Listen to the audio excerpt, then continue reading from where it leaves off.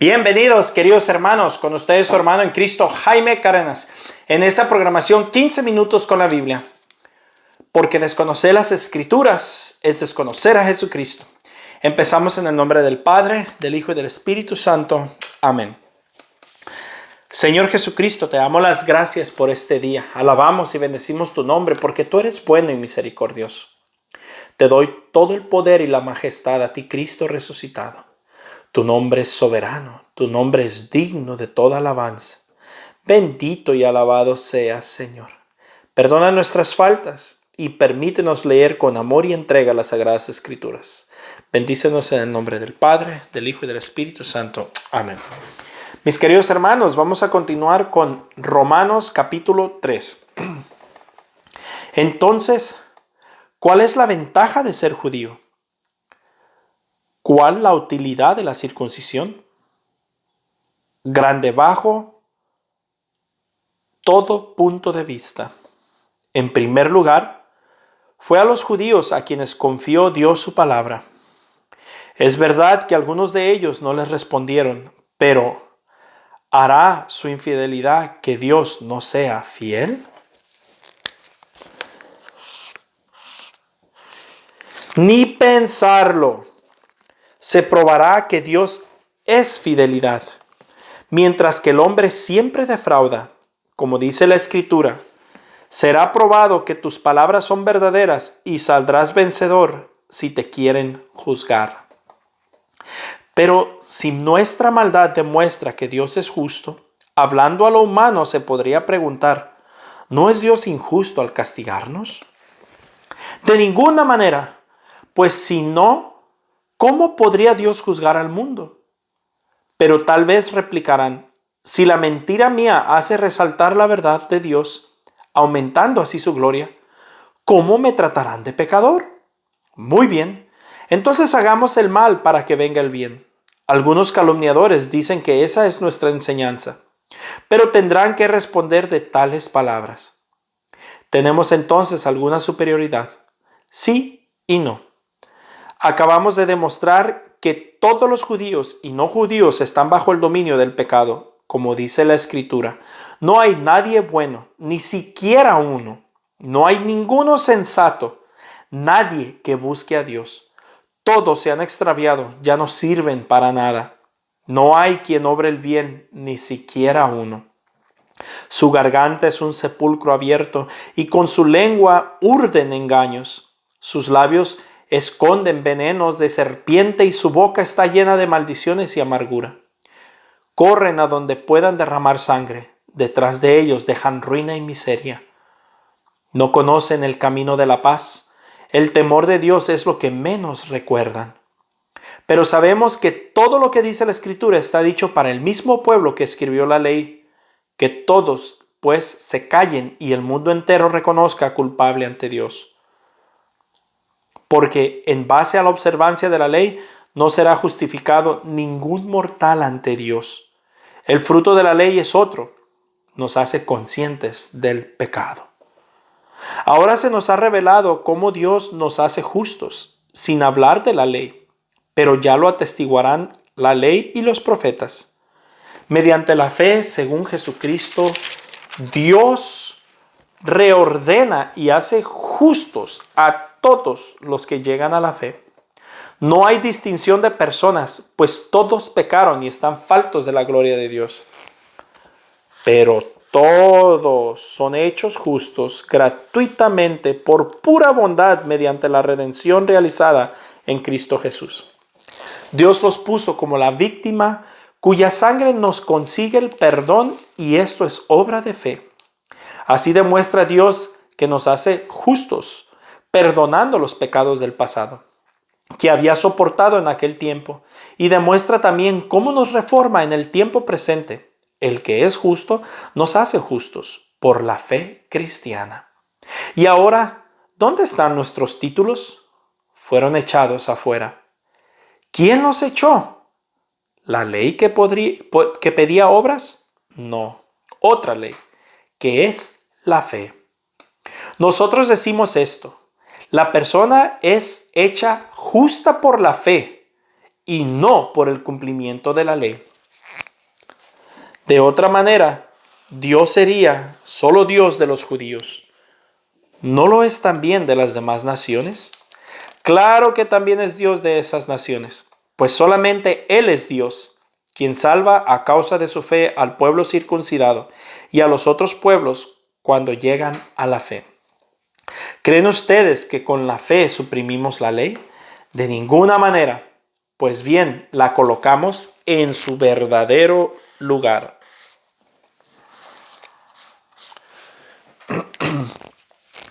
Romanos capítulo 4. Hablemos pues de Abraham, nuestro padre según la carne. ¿Qué fue lo novedoso de él?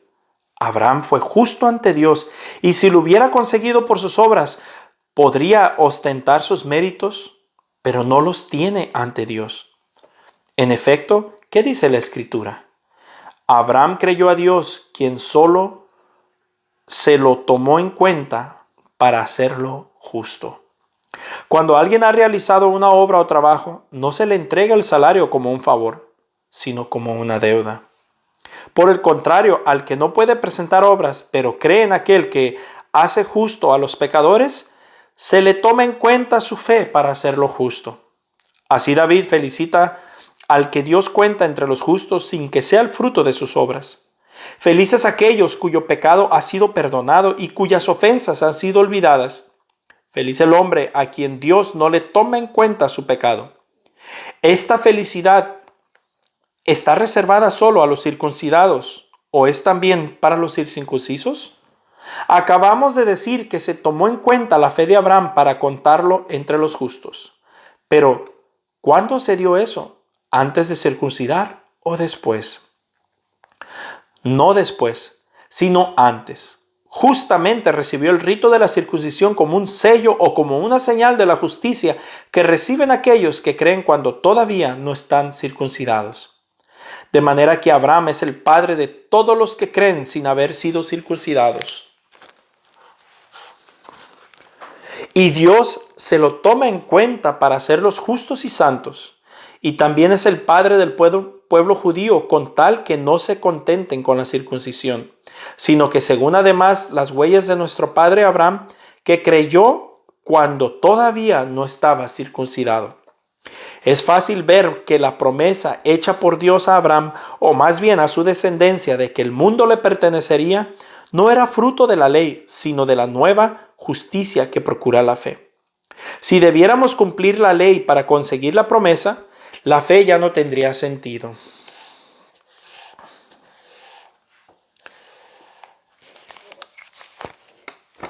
Y la promesa también se quedaría en nada, pues la ley solamente trae condena. La ley y la transgresión van juntas. Por eso la fe es el camino y todo es don. De este modo la promesa de Abraham queda asegurada para toda su raza, no solo para sus hijos según la ley, sino también para aquellos que por la fe son hijos suyos.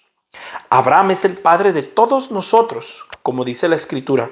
Te hago padre de muchas naciones, y llegó a serlo cuando creyó en aquel que da vida a los muertos y llama a existir lo que aún no existe. Abraham creyó y esperó contra toda esperanza, llegando a ser padre de muchas naciones, según le habían dicho. Mira cuán numerosos serán tus descendientes. No vaciló en su fe, olvidando que su cuerpo ya no podía dar vida. Tenía entonces unos 100 años y que su esposa Sara ya no podía tener hijos.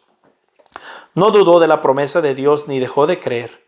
Por el contrario, su fe le dio fuerza y dio gloria a Dios, plenamente convencido de que cuando Dios promete algo, tiene poder para cumplirlo. Y Dios tomó en cuenta esa fe para hacerlo justo. Se le tomó en cuenta su fe. Estas palabras de la Escritura no solo van dirigidas a Él, sino también a nosotros. Se nos tomará en cuenta nuestra fe en aquel que resucitó el Señor. Si bien fue entregado por nuestros pecados, fue resucitado para que entráramos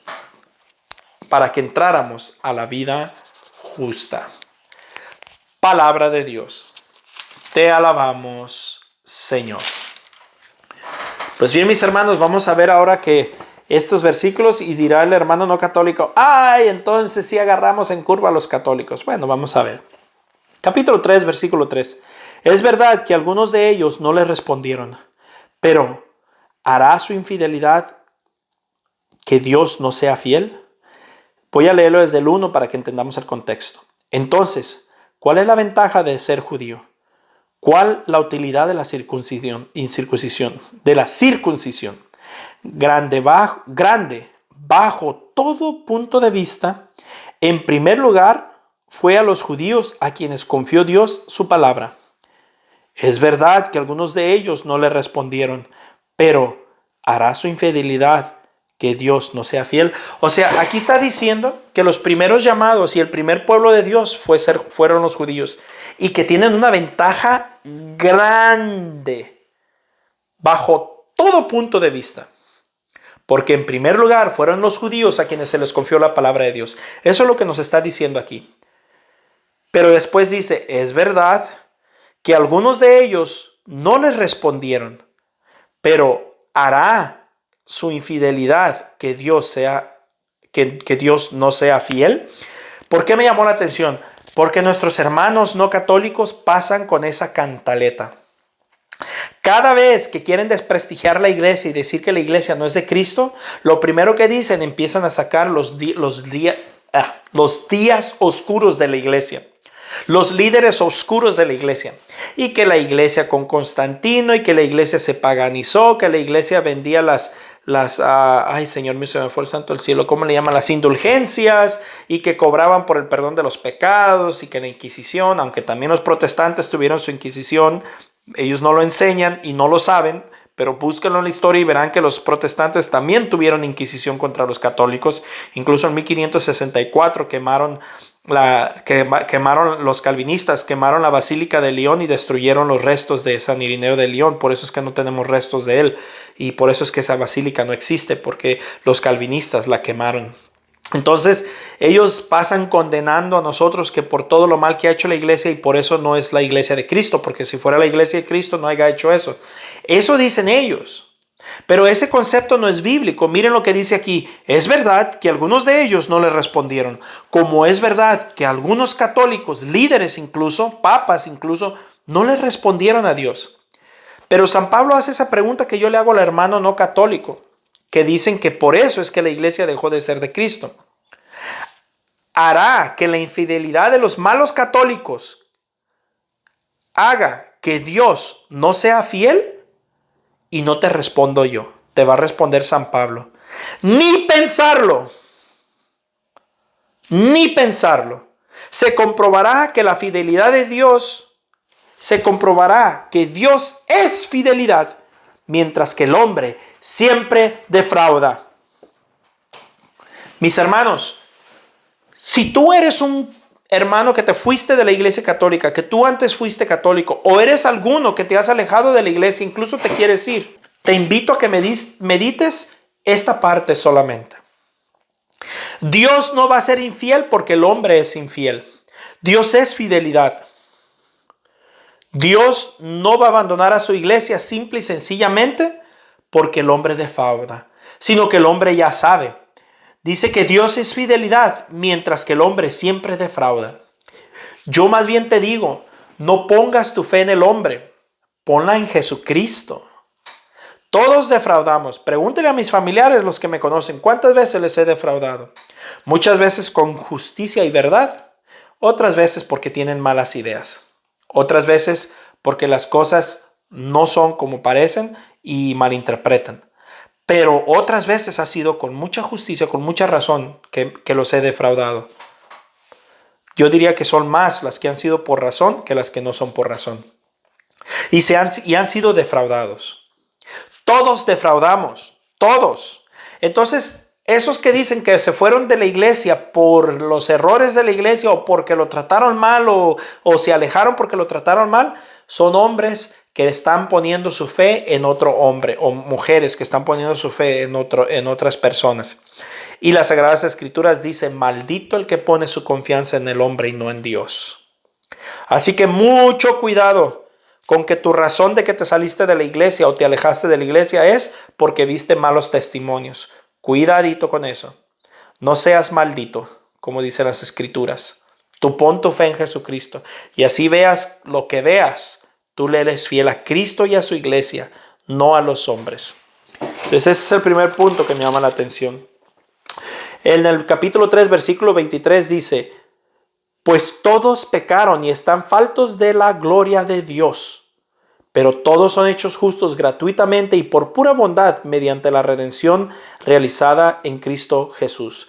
Todos somos pecadores, pero es Cristo quien nos redime y quien nos salva. Eso lo enseñan los hermanos no católicos, lo enseñamos nosotros. En el capítulo 3, versículo 28 dice: nosotros decimos esto, la persona es hecha justa por la fe y no por el cumplimiento de la ley. Y cuando el hermano no católico ve esto, dice: ya ven que las obras no sirven de nada. No, aquí no está hablando de obras. No se dejen engañar, aquí está hablando de la ley. Y a la ley se refiere a la ley de los judíos, no de los católicos, no del cristianismo, sino a la ley de los judíos. ¿Creen ustedes que con la fe suprimimos la ley? Por si tienen dudas. Y San Pablo dice: de ninguna manera. Más bien la colocamos en su verdadero lugar. ¿Creen que por la fe se debe de suprimir las obras? No. Más bien la fe pone las obras en su lugar, como les explicaba el día de ayer.